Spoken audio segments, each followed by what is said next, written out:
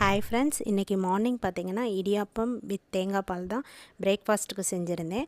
எப்பயுமே குழந்தைங்களுக்கு பிரேக்ஃபாஸ்ட் வந்துட்டு ஸ்கிப் பண்ணாமல் கொடுத்துடணும். ஏன்னு பார்த்திங்கன்னா அந்த ஹோல் டே வந்து அதுதான் அவங்களுக்கு எனர்ஜியவே கொடுக்கும். ஸோ எவ்வளோ டைம் ஆனாலும் ஸ்கிப் பண்ணாமல் குழந்தைங்களுக்கு கொடுத்துருங்க.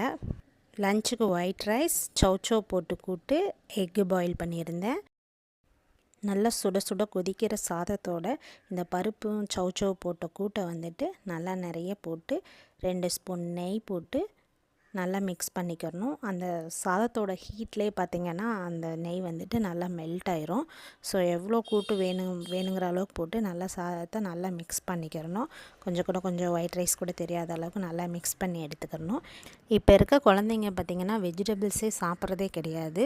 ஸோ இந்த மாதிரி ஒரு கூட்டு ஃபார்மில் வந்துட்டு நம்ம வெஜிடபிள்ஸை சேர்க்குறப்போ அவங்களும் திருப்தியாக சாப்பிட்டு வந்துடுவாங்க. நம்மளும் ஒரு வெஜிடபிள் கொடுத்த திருப்தியும் இருக்கும். ஸோ மார்னிங் செய்கிறதுக்கு ஈஸியான ரெசிபியும் கூட. ஜஸ்ட் வெஜிடபிள் கூட இந்த பருப்பை வந்து நல்லா மிக்ஸ் பண்ணி எடுத்து ஒரு தாளிப்பி போட்டாங்கன்னா கூட்டு ரெடி ஆயிரும்.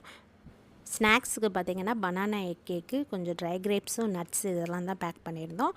என்னோடய கிட்ஸோட லன்ச் அண்ட் ஸ்நாக்ஸ் வந்துட்டு ரெடி ஆயிடுச்சு. இந்த வீடியோ உங்களுக்கு பிடிச்சிருந்தா இந்த வீடியோக்கு ஒரு லைக் போடுங்க. இன்னும் என் சேனலை சப்ஸ்கிரைப் பண்ணாதவங்க ப்ளீஸ் சப்ஸ்கிரைப் பண்ணுங்கள். உங்களுடைய சின்ன ஒரு சப்ஸ்கிரைப்ஷன் எனக்கு ஒரு மோட்டிவேஷனாக இருக்கும். தேங்க்யூ ஃப்ரெண்ட்ஸ், பாய்.